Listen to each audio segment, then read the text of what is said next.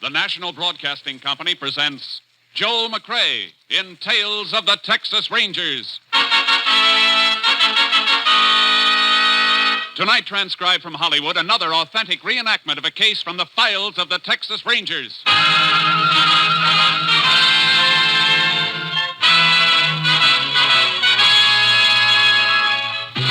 Tales of the Texas Rangers, starring Joel McCrea as Ranger Jace Pearson. Texas, more than 260,000 square miles, and 50 men who make up the most famous and oldest law enforcement body in North America.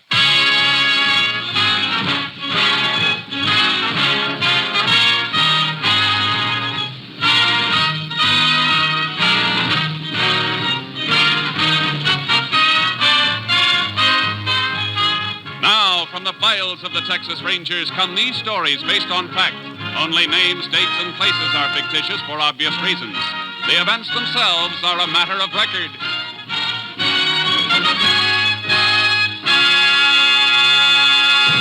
Case for tonight, Christmas present.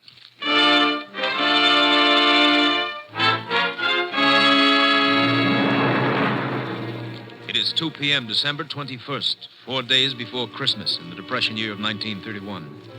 On a city street corner in North Texas, a man dressed as Santa Claus suddenly leaves his post beside a large red pot labeled Help the Poor. Shivering with cold, he enters the newly opened building of the Panhandle Equity Bank and approaches the bank guard.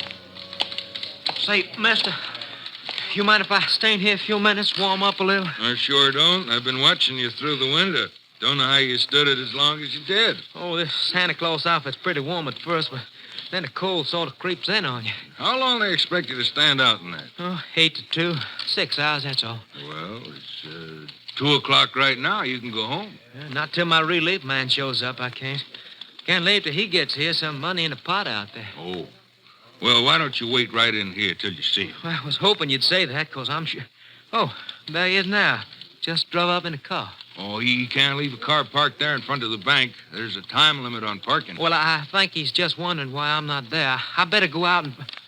Oh, he sees me. He's coming in. Howdy. Howdy. Was wondering when you get here.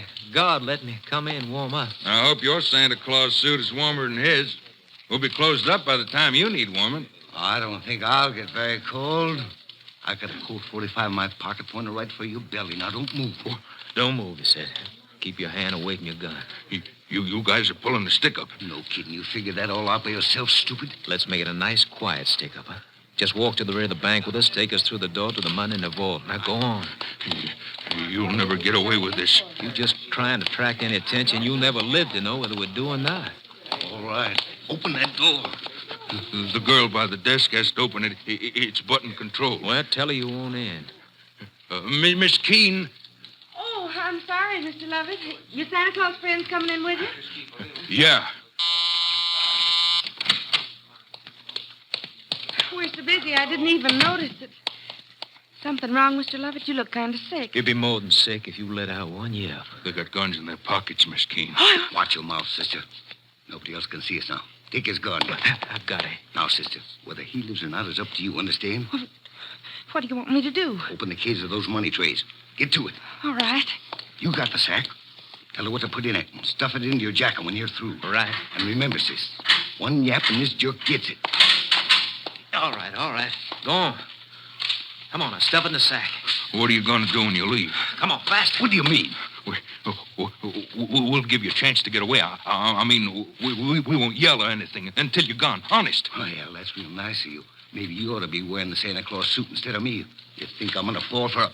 Hurry up, will you? One of the bank executives is heading back here. All right. I'm almost through. As soon as I get it in my... Hey, what are you doing back here, Lovett? Why aren't you out front? These Santa Claus fellas, Mr. Peabody, just wanted to... Well, what's the other one doing in the vault there? Miss Keene, what do... Oh! You can answer this question later, when and if he comes to. And congratulations on your self-control. You're liable to get medals for saving your own lives. All right, let's go. I got All right, let's leave these people the quiet way. Oh!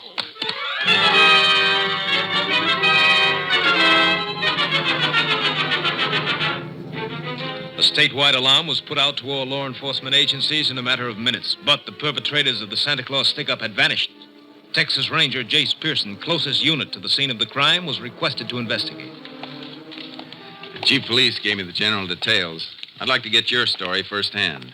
Well, I saw the guard take them through there, Ranger. And I went back to see why he was leaving his post on the bank floor, and that's when I got hit.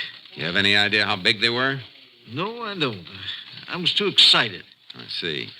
What's your name? Leon Peabody. I'm second vice president. Now, how about the girl, Miss Keene, and the guard, Lovett? Both of them were knocked out, too. Miss Keene finally came to, and we sent her home, but they took Lovett to the hospital. He wasn't in good shape. Skull fracture?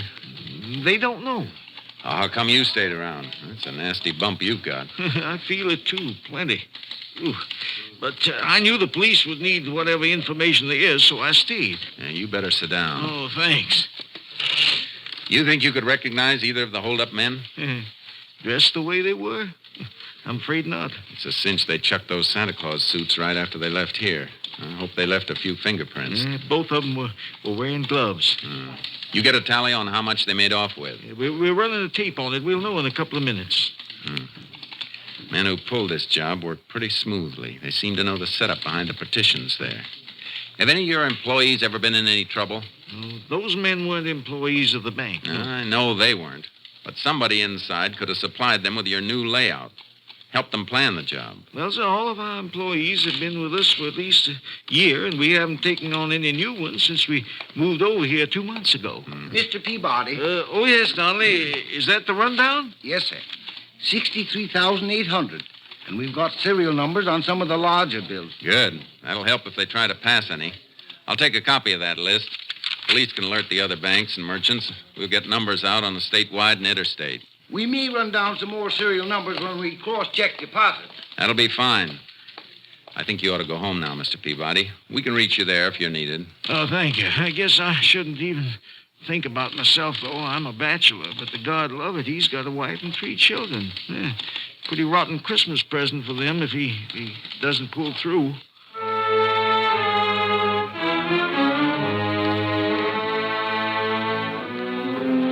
I paid a call on Miss Keene, the girl who'd been slugged, but she was in a state of shock and hysteria. By nightfall, all possible angles had been checked, and we still didn't have a lead.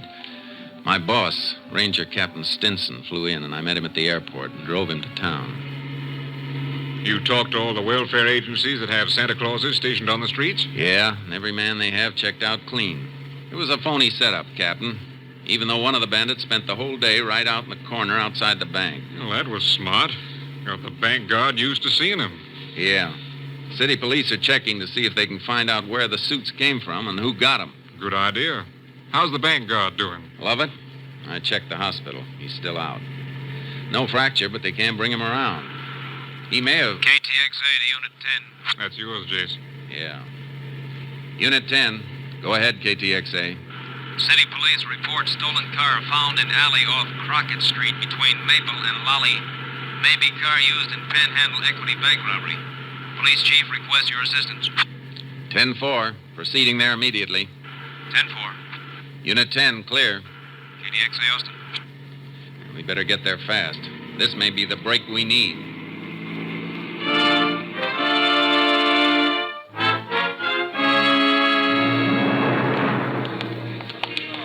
Here it is, Rangers, abandoned in the alley. Prowl car spotted it and checked the license on the stolen car list. When was it reported stolen, Chief? Early this morning, but the owner says it might have been missing since yesterday. He's been away. You check on him? Yep, he's clear. That's where he said he was. What makes you fellas think this is the car? Found this on the floor, under the seat. Big red button. Off a Santa suit, all right. I'm going to climb in behind the wheel for a second. Ask one of the men in the prowl car to flash his light this way. Sure. Let's have a spotlight here, will you, boys? Okay, Chief. That do, Ranger? Yeah, that's fine. Hey, have any of your men moved this rear vision mirror, Chief? Nope. How about this front seat? You slide it back to get that button you found? No, just saw it under there and reached in and got it. What are you trying to figure, Jace? The last fellow who drove this car was pretty big, about an inch or inch and a half taller than I am. What makes you think so? Because the seat's all the way back where it would be for a tall driver. and I have to raise myself a bit to get a clear view through the rear vision mirror. Hey, that's good thinking, Jace. Yeah, but maybe he didn't touch anything. Maybe he left the car just like it was when he stole it. I'll give odds against that. A man who's getting away from a bank stick-up wants to know what's coming behind him.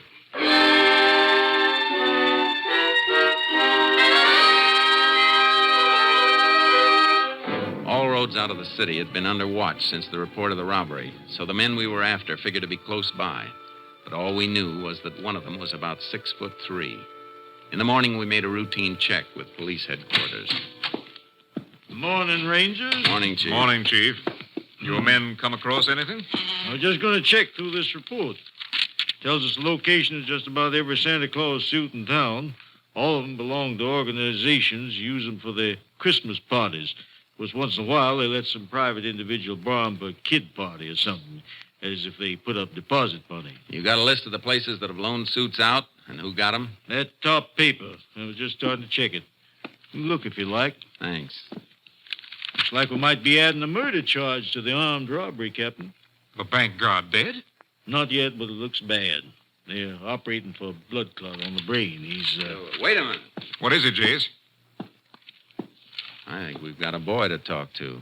Look at this list. 2 suits borrowed from 2 different organizations, but both borrowed by the same man, Anthony Ross, 124 Petagrosa Street. Say, that's worth looking into, Jace. Come on. Let's pick him up.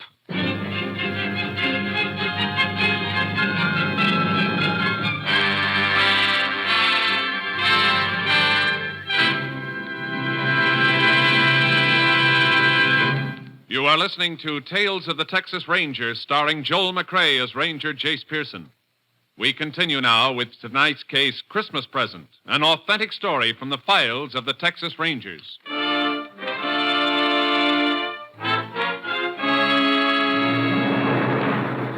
The home of Anthony Ross at 124 Petagrosa Street turned out to be a rundown shack on the outskirts of town. A small boy and girl, not dressed well enough against the cold, stopped playing with a mongrel dog as we drove up. They stared at us while we went up the rickety porch, the dog barking at our heels. It's all right, boy. It's all right. Take it easy. Good pup. There's a good... Yeah, what?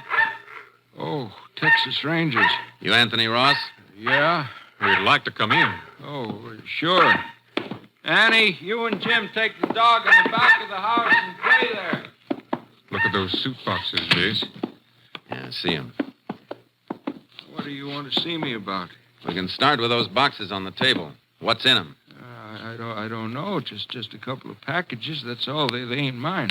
You better open them up, Jace. Yeah. No. Wait a minute. I tell you, they ain't mine. You got no right to... This search warrant says we have.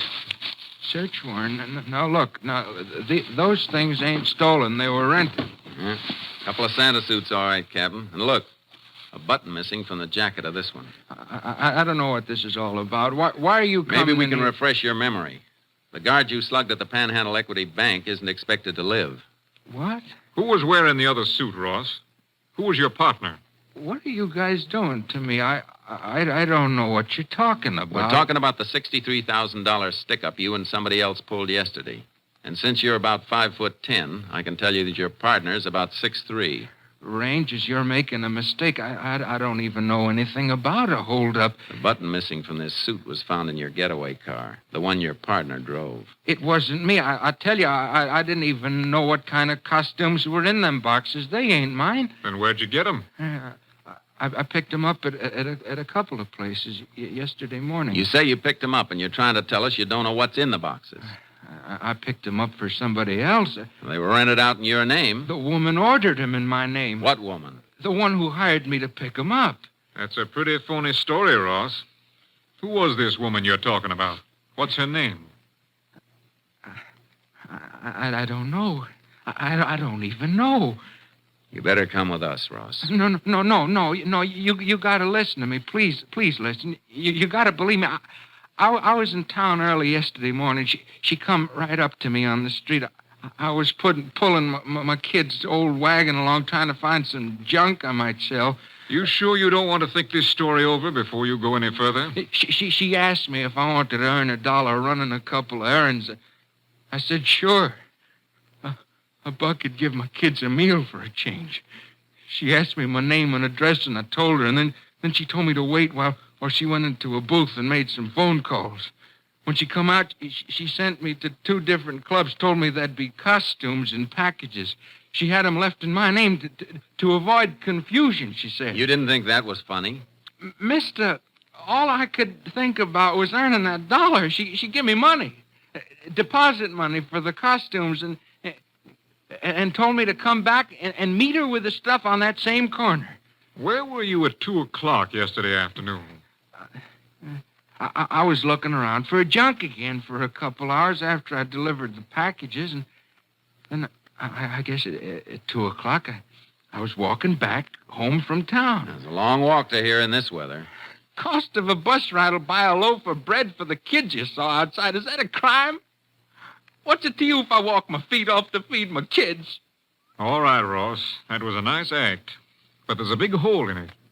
You say you delivered the Santa Claus suits to a woman you didn't know. But you've still got 'em. Yeah, I got 'em. They're going to mean a good Christmas. Yeah, but you're not going to believe what I tell you. The woman came here last night, drove up in a car, woke me up. She said she was leaving town in a hurry. Didn't have time to take the costumes back herself, and if I take them back, I could keep the deposits. $15 each. Yeah, but you're not going to believe that, are you? You better get your coat. Will you give me a chance to ask one of the neighbors to watch out for my kids? I'm afraid you'll be gone too long for that. I'm sorry, but we'll have to take him into the juvenile home. Oh. I guess they'll get better care there than I've been able to give. I'll get my coat. Ross, you been doing any painting around here? Painting? This place looked like it ever saw paint. What made you ask that, Jace? I just noticed this inside the leg of this Santa Claus suit. Paint blob. Looks fresh. Well, how come it's inside the leg, not I outside? don't know. That's something we'll have to figure. This is the large size suit. Must have been worn by the big boy we're looking for.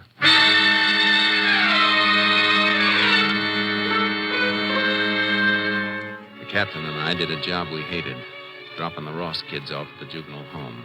Sometimes it's the only thing to do. They cried for their father. Always makes something inside you cry a little with them. We took Ross to the jail and locked him up. Well, that seems to be it, Rangers. By the time he comes up for trial, he should be ready to name his accomplice. That is, if we don't find him before then.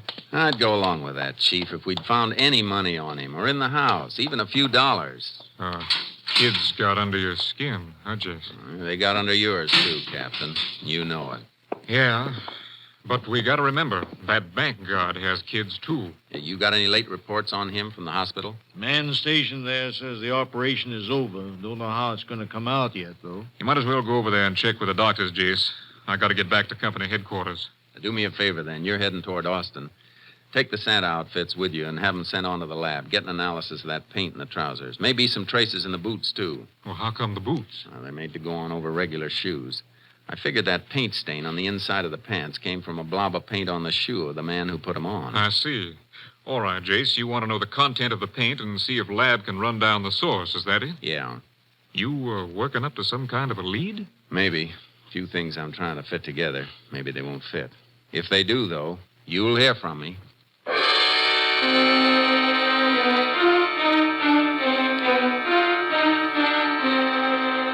I went over to the hospital and checked with the doctors, but the outcome was still in doubt. The guard's wife was there, face twisted with worry and fear. There was nothing I could do to help, so I got some sleep. Then in the morning, I went back to see the police chief. Oh, Ranger, I'm glad you dropped in. I just had a long-distance call from your lab headquarters at Austin. Report on that paint. Mm-hmm. Here, I wrote it all down. Paint is manufactured right here in town. Brand name is Light Glow. Light Glow, huh? Mm-hmm. Can you get a list of local painting contractors who use it? Well, I reckon just about all of them do. It's good paint, and this wouldn't hardly be Texas if we didn't deal with a local outfit, would it? No, it wouldn't. Thanks a lot. I'll see you later. Where you going? Over to the Panhandle Equity Bank.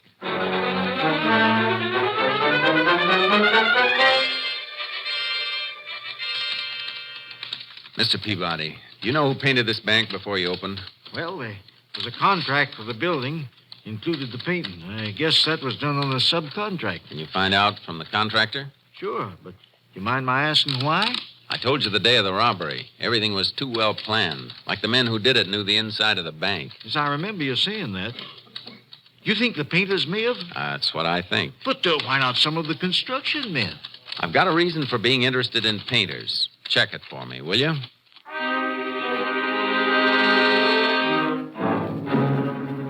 He checked. Contractor gave the name of the painters. 2 men, Eddie West and Martin Poggin. They'd been working the day of the robbery, he said, at a house on the north side of town. I went out to the house to see the owner.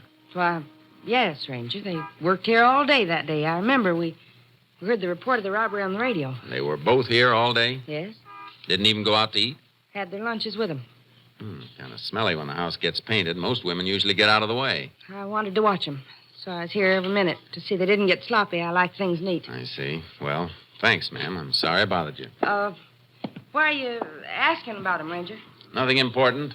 Not as long as you say they were here. Goodbye, ma'am. Merry Christmas to you. Yeah, the same to you, Ranger. Merry Christmas. She was the alibi for Eddie West and Martin Poggin. But she was too nervous about answering a few simple questions. Nervous enough to make me wonder. I went back to the jail, got Anthony Ross out in my custody, and drove him to the north side of town. All right, get out, Ross. We're going in here for a minute. Why? What are you trying to frame now? I just want you to meet somebody.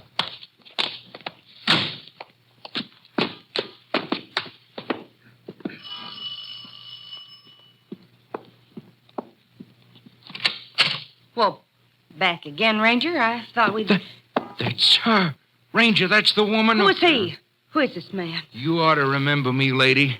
My kids are in juvenile home on account of you, and I've been in jail. I never saw you before in my whole life. Tell him the truth. Tell him before I... Hold it, Ross. Take him away from here.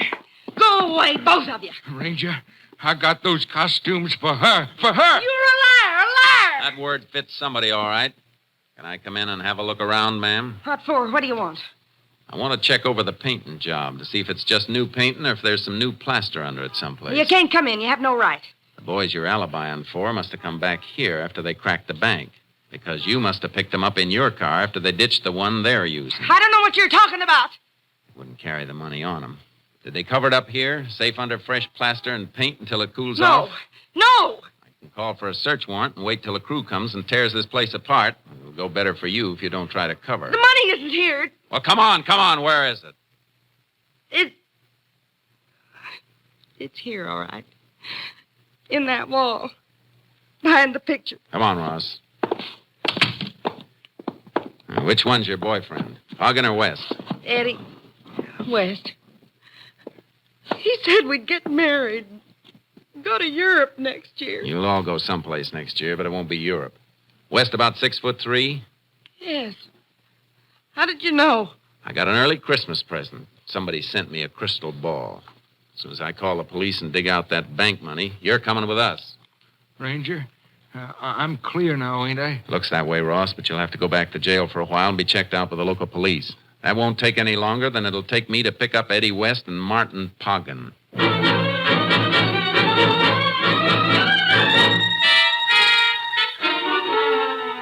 I made my call, then took West's girlfriend and Anthony Ross back to jail. Poggin and West were playing it smart, working right up to Christmas Eve like a couple of house painters would be doing. I found out where they were working, a loft of a warehouse. Local police covered the building while I went in.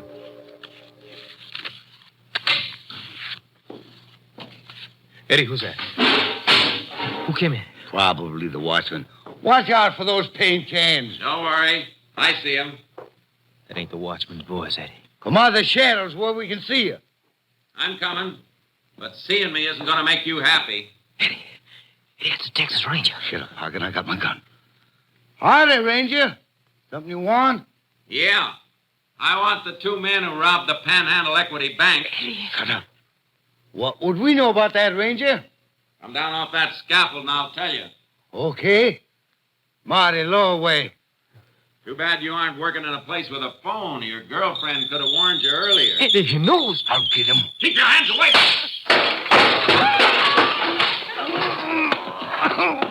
I'm hurt. I'm bleeding. I just nicked you when you tried to dig for that gun in your pocket. You're not hurt. We didn't do nothing, Ranger. Somebody should have told you that the real Santa Claus gives. He doesn't take. Get up and try this present I've got for you. A pair of handcuffs.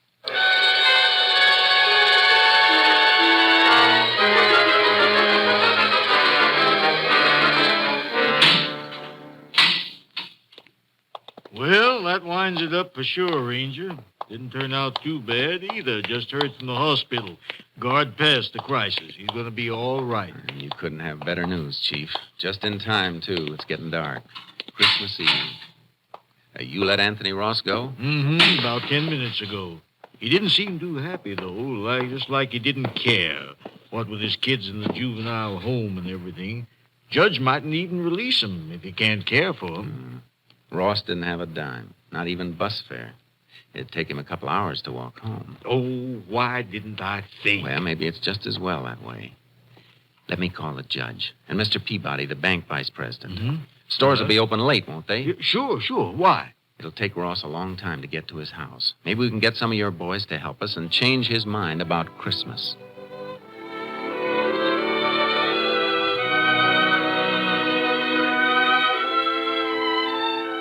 There's Ross. You hear him coming up the walk now? Mm-hmm. Coming slow. His tail is dragging. Yeah. Not that I blame him. Are the kids asleep? Yeah. All bundled up in them new blankets. Shh.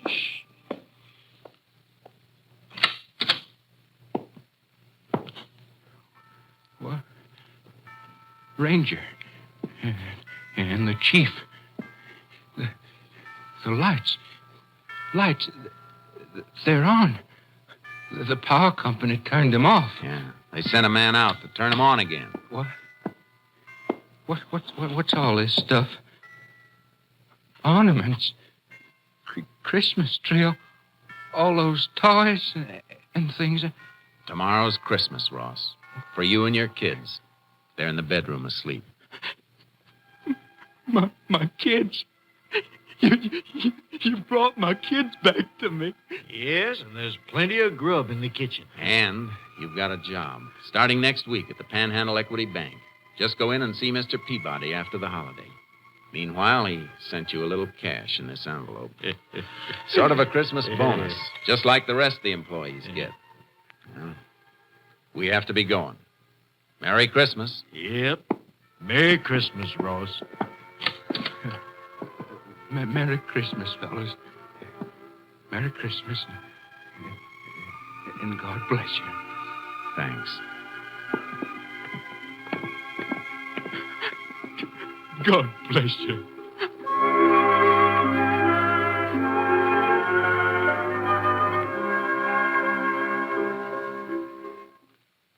On behalf of all of us on Tales of the Texas Rangers, this is Joel McCrae wishing you a very Merry Christmas.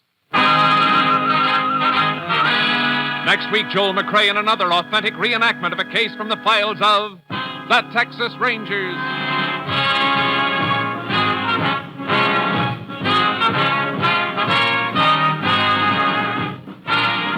Joel McCrae is currently seen starring in the Universal International Technicolor production Frenchie. Tonight's cast included Tony Barrett, Shepard Menken, Jim Nusser, Virginia Gregg, Victor Rodman, and Byron Kane. This story was transcribed and adapted by Joel Murcott, and the program was produced and directed by Stacy Keach. This is Hal Gibney speaking.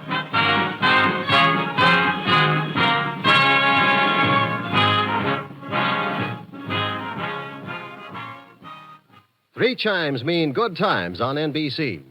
Monday means music on NBC, and for your Christmas night listening pleasure tomorrow, the Voice of Firestone presents soprano Eleanor Stever in a thrilling selection of Christmas melodies. Next, Jack Parr calls a Marine veteran in Japan on NBC.